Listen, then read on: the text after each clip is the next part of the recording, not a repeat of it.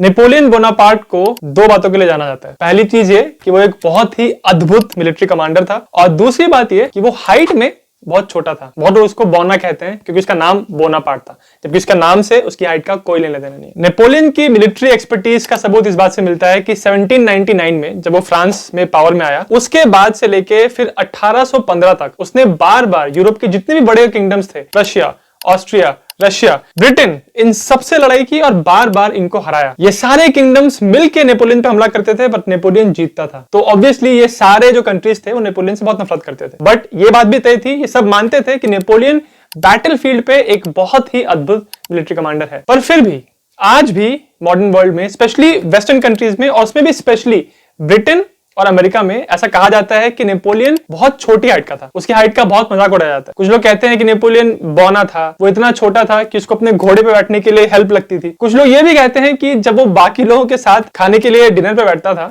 तो dining table में बैठने के लिए उसको एक छोटी चेयर लगानी पड़ती थी चेयर पे चढ़ने के लिए। मतलब इतना मजाक उसकी हाइट का उड़ाया जाता है। यहां तक कि नेपोलियन की इस हाइट का जो पूरा कंट्रोवर्सी है, इसकी वजह से एक टर्म बन गया साइकोलॉजी में, जिसको शॉर्ट मैन सिंड्रोम कहते हैं या फिर नेपोलियन कॉम्प्लेक्स कहते हैं। इसमें ऐसा माना जाता है कि जिन मर्दों की हाइट छोटी होती है वो नॉर्मल मर्दों से ज्यादा एग्रेसिव होते हैं।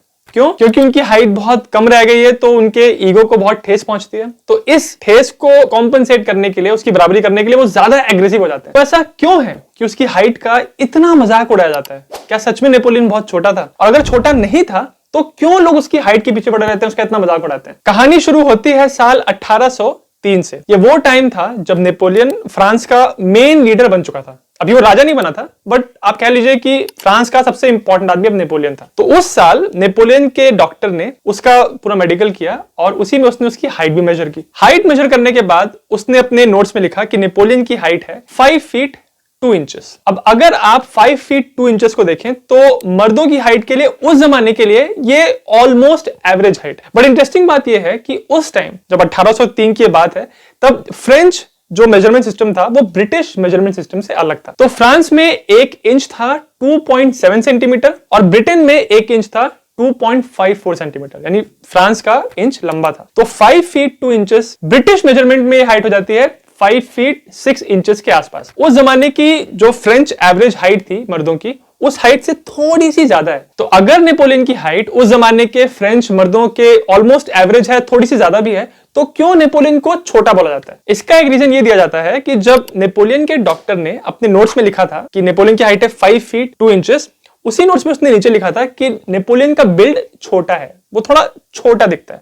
तो इसके वजह से जो भी उसको पढ़ेगा उसको ऐसा लगेगा कि अच्छा, उसने नेपोलियन के अलग से लिखा है कि नेपोलियन थोड़ा छोटा है, इसका मतलब जो जनरल लोग हैं फ्रांस में उनके हिसाब से नेपोलियन छोटा है। तो इसी वजह से ओवरऑल इमेज बन गई कि जो नॉर्मली मेल्स की हाइट होती है फ्रांस की, उनसे नेपोलियन छोटा था। तो उसके डॉक्टर ने जो लिखा था उसको इस तरह से लोगों ने परसीव किया। नेपोलियन के डॉक्टर ने जो नोट्स लिखे थे, यहां से नेपोलियन की छोटी हाइट का जो पूरा विवाद है यहां से शुरू होता है। पर इस नोट्स की वजह से नेपोलियन की हाइट का मजाक नहीं उड़ाया जाता है, उसकी हाइट का मजाक बना क्योंकि ब्रिटेन में एक आदमी बैठा था जिसने नेपोलियन की जिंदगी पूरी तरह हराम कर दी। और यह आदमी कोई ऑफिशियल आदमी नहीं, कोई नेता, कोई राजा नहीं था, ये एक नॉर्मल आदमी था, ये एक कार्टूनिस्ट था। इसका नाम था जेम्स गिलरे। जेम्स गिलरे पॉलिटिकल कार्टून्स बनाता था। अगर आपको आर.के. लक्ष्मण के कार्टून्स पता होंगे, अगर आपने टाइम्स ऑफ इंडिया के पहले के एडिशंस देखे होंगे, तो उसमें आपको नजर आएगा कि छोटा सा एक कार्टून होता है जिसको द कॉमन मैन कहते हैं। ये जो कॉमन मैन वाला कार्टून था, ये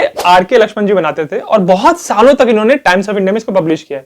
वैसे ही जेम्स गिलरे ब्रिटेन में एक बहुत फेमस कार्टूनिस्ट था। तो साल 1803 में जेम्स गिलरे ने एक कार्टून बनाया जिसका नाम उसने रखा था मैनियाक्स रेविंग और little Boney in a strong fit. ये कार्टून उसने एक रियल घटना पे बनाया था। हुआ ऐसा था कि नेपोलियन ने एक बहुत बड़ी ऑफिशियल पार्टी रखी, उस पार्टी में नेपोलियन भी आया था और ब्रिटिश एम्बेसडर भी आया था, उसका नाम था लॉर्ड विटवर्थ। तो किसी बात पे नेपोलियन को विटवर्थ पे बहुत गुस्सा आया और उसने बहुत चिल्लाया विटवर्थ के ऊपर, और सब लोग वहां पे देख रहे थे, और चिल्ला के नेपोलियन उस पार्टी से चला गया। तो ये जो घटना हुई जिसमें नेपोलियन की बहुत निंदा की गई, उसने कितनी बदतमीजी से बात की विटवर्थ के साथ, बहुत उसको बुरा भला कहा गया। और इसी के बाद इसी घटना के ऊपर गिलरे ने एक कार्टून बनाया। उस कार्टून में उसने दिखाया है कि नेपोलियन बैठा हुआ है और उसके बहुत बड़े बड़े जूते दिखाए, जिसकी वजह से आपको नेपोलियन की हाइट कम लगेगी। और साथ में उसने कार्टून में यह दिखाया है, अभी आपको स्क्रीन पे दिख रहा होगा, कि नेपोलियन ने अपने आसपास चीजें फेंक के रखी है और वो बहुत ही एक बिगड़ैल बच्चे की तरह है, क्योंकि उसकी हाइट बहुत कम है और वो बहुत बोलता है। तो इस तरह से पहली बार जेम्स गिलरे ने कार्टून के जरिए नेपोलियन की हाइट का मजाक उड़ाया। और क्योंकि ये घटना बहुत न्यूज में आ रही थी, लोग इसके बारे में बात कर रहे थे, नेपोलियन की निंदा की गई थी, इसी वजह से ये जो कार्टून था ये बहुत फेमस हो गया। इनफैक्ट कहा जाता है कि उस जमाने का ये सबसे ज्यादा प्रचलित पॉलिटिकल कार्टून था। ये कार्टून ब्रिटेन में लोगों को बहुत पसंद आया और ये बात अब घर कर चुकी थी कि नेपोलियन की हाइट का मजाक उड़ाओ तो लोगों को पसंद आता है। उसके बाद साल 1805 में जेम्स गिलरे भाई साहब ने एक और कार्टून बनाया। इस कार्टून का उसने नाम रखा था the plum pudding in danger. इसमें उसने क्या दिखाया है कि डिनर टेबल पे दो लोग बैठे हैं, एक तरफ नेपोलियन है और सामने उसके बैठा है ब्रिटिश प्राइम मिनिस्टर, और दोनों के हाथ में चाकू और फोर्क है और बीच में एक बड़ी सी प्लम पुडिंग रखी है, और जो प्लम पुडिंग है उस पर एक्चुअली दुनिया का नक्शा बना हुआ है। और ऐसा दिख रहा है कि ब्रिटिश प्राइम मिनिस्टर अच्छी हाइट का है और नेपोलियन छोटा सा है और बहुत गुस्से में दिख रहा है, और वो यूरोप का जो हिस्सा है उस प्लम पुडिंग में से उसको काट रहा है, और जो ब्रिटिश प्राइम मिनिस्टर है वो ज्यादा बड़ा हिस्सा काट रहा है। तो वो ये दिखाना चाहता है कि हालांकि वर्ल्ड के ज्यादातर हिस्सों पे भी ब्रिटेन का राज है, पर यूरोप ऑलमोस्ट नेपोलियन के पास है। पर नेपोलियन बहुत ही अड़ियल, गुस्से वाला, छोटा सा, चिल्लाने वाला आदमी है। तो उसने इस कार्टून में भी इस बात को दिखाया और लोगों को पसंद आया कि देखो कैसे नेपोलियन का मजाक उड़ा रहा है, और लोग इस बात को बहुत कह रहे थे कि ऐसे कार्टून और बनने चाहिए। तो जैसे जैसे नेपोलियन की छोटी हाइट के कार्टून फेमस होने लगे, और जो कैरिकेचरिस्ट हैं, जो कार्टूनिस्ट हैं, वो और ऐसे कार्टून बनाने लगे जिसमें वो नेपोलियन की हाइट का जानबूझ के मजाक उड़ा रहे थे। ये सारे कार्टून इतने पॉपुलर हो रहे थे कि जेम्स गिलरे ने एक और कार्टून बनाया साल 1806 में। इस कार्टून में उसने नेपोलियन को एक बेकर दिखाया और उसने ऐसा दिखाया कि जो यूरोप के मेन किंगडम्स हैं या कुछ इंपॉर्टेंट जगह हैं उनको उसने ब्रेड की तरह दिखाया, और यह दिखाया कि नेपोलियन बेकर होके ये सारे ब्रेड के पीसेस जो कि यूरोप के इंपॉर्टेंट जगह थी उनको अपने रिश्तेदारों को दे रहे हैं। यानी नेपोलियन कैसे अपने रिश्तेदारों की तरफदारी करते हैं, उन्हीं के बारे में सोचते हैं, और काबिल लोगों को वो अच्छी जिम्मेदारी या अच्छी पोजीशंस नहीं देते। अब ये जितने भी कार्टून्स बन रहे थे नेपोलियन की हाइट का मजाक उड़ा रहे थे, शायद से ये कार्टून सिर्फ ब्रिटेन में ही पॉपुलर होते और यूरोप तक नहीं पहुंचते, उतने पॉपुलर नहीं होते। परंतु ये कार्टून्स बाकी जगहों पे भी पॉपुलर हुए। क्यों? क्योंकि नेपोलियन जब ये कार्टून देखता था तो उसको बहुत गुस्सा आता था। तो ये कार्टून देखने के बाद उसने फिर एक एक करके ब्रिटिश सरकार को लेटर्स भेजने शुरू किए कि आप अपनी मीडिया में सब क्या छाप रहे हो, मुझे इस बात से सख्त आपत्ति है। और उसने बोलना शुरू किया कि ऐसे कार्टून छापने बंद करो। इस बात से ब्रिटेन के लोगों को समझ में आ गया कि भैया हम जो उसको उंगली करने के लिए कार्टून बना रहे हैं ये हमारे काम कर रहे हैं, और नेपोलियन को चिढ़ होती है जब उसकी हाइट का लोग इस तरह से मजाक उड़ाते हैं। तो इस वजह से सरकार ने बोला कुछ हम बंद नहीं करेंगे, तुम कार्टून छापते रहो, और ये कार्टून और छपने लगे। और इनफैक्ट जेम्स गिलरे के अलावा बाकी जो कार्टूनिस्ट थे वो भी भर भर के ऐसे कार्टून छाप के सर्कुलेट करने लगे। इसी कुछ टाइम के बाद एक एनोनिमस कार्टूनिस्ट ने ब्रिटेन में एक कार्टून बनाया जिसमें उसने इस बात का मजाक उड़ाया कि इतनी सारी चीजें जो नेपोलियन को तंग करती हैं उनमें से एक चीज है गिलरेस कैरिकेचर्स, कि नेपोलियन को गिलरे के जो कार्टून्स हैं उनसे बहुत तकलीफ होती है और इसी वजह से वो रात को सो नहीं पाता है। नेपोलियन की हाइट को लेकर जो मजाक चल रहा था कार्टून्स के जरिए ये बहुत बहुत बढ़ता चला गया, और इस वजह से अब ब्रिटिश लोग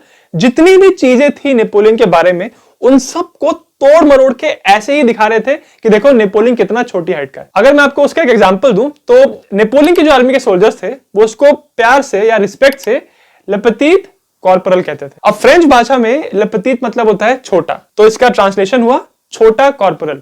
तो सुनने से लगता है कि लोग जो फ्रेंच लोग हैं उसको छोटा कॉर्पोरल मतलब उसकी हाइट की बात कर रहे हैं, बट ऐसा नहीं था। फ्रेंच सोल्जर्स नेपोलियन को प्यार से या आदर से ले पेटिट कॉर्पोरल इसलिए कहते थे क्योंकि नेपोलियन को ऐसा माना जाता था कि वो अपने सोल्जर्स का बहुत प्रिय है, वो उनसे बहुत बातें करता है, और वो सिर्फ ऑफिसर्स में नहीं रहता, वो जो एकदम बेसिक सोल्जर्स हैं उनके साथ भी इंटरेक्ट करता है, उनकी तकलीफें समझने की कोशिश करता है, उनके लिए बहुत सारे काम करता है। तो एक आदर का टर्म था ये ले पेटिट कॉर्पोरल।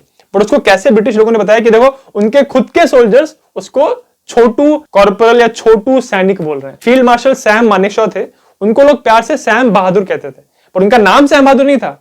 बहादुर जो टाइटल दिया था उनको उनके सोल्जर्स ने प्यार और आदर से दिया था। वैसे ही जो नेपोलियन का जो प्यार और इज्जत वाला टर्म था ले पेटिट कॉर्पोरल, उसको ब्रिटिश लोगों ने एकदम तोड़ मरोड़ के उसके अगेंस्ट यूज किया। दूसरा एग्जांपल यह है कि नेपोलियन जब राजा बन गया तो उसके पास जो रॉयल गार्ड था, यानी ऐसे बॉडीगार्ड जो सिर्फ इस बात के लिए जिम्मेदार हैं कि हमारा राजा सुरक्षित रहे, उन सब की हाइट बहुत ज्यादा थी।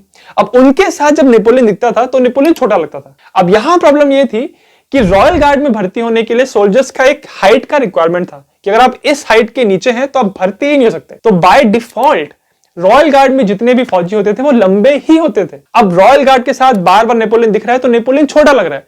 तो इस चीज को भी फोटोज में दिखा दिखा के ब्रिटिश लोग इस बात को दिखा रहे थे कि कैसे नेपोलियन की हाइट कितनी छोटी है, और इसी वजह से वो अपने आसपास लंबे लोगों को रखता है ताकि उसका कॉन्फिडेंस बना रहे। नेपोलियन का पूरा करियर जब वो राजा बना उसके बाद से लेकर साल 1821 में जब उसकी मौत हुई, पूरे टाइम लोग उसकी हाइट का मजाक उड़ाते रहे। और जब उसकी मौत होने के बाद उसके डॉक्टर ने उसकी ऑटोप्सी की तो वहां पे उसने लिखा कि नेपोलियन की हाइट है 5 फीट 2 इंचेस। ये डॉक्टर फ्रेंच था, और अगर उसने ये हाइट फ्रेंच सिस्टम में लिखी है तो नेपोलियन की हाइट 5 फीट 6 इंचेस थी, जो कि नॉर्मल हाइट से ज्यादा थी। पर ये जो उसने रिपोर्ट बनाई उसमें साइन भी ब्रिटिश ऑफिसर्स ने ही किया था, तो वो चाहते तो रिपोर्ट्स को उन्होंने चेंज भी कर दिया होगा।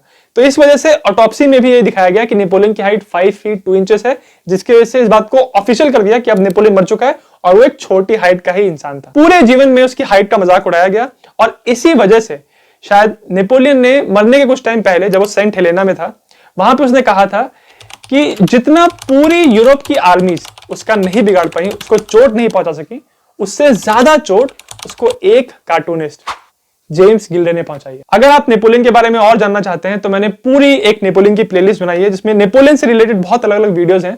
उस प्लेलिस्ट का लिंक इस वीडियो के डिस्क्रिप्शन में है। और अगर आपको वीडियो अच्छा लगा तो मेरे चैनल जग्यासम को सब्सक्राइब जरूर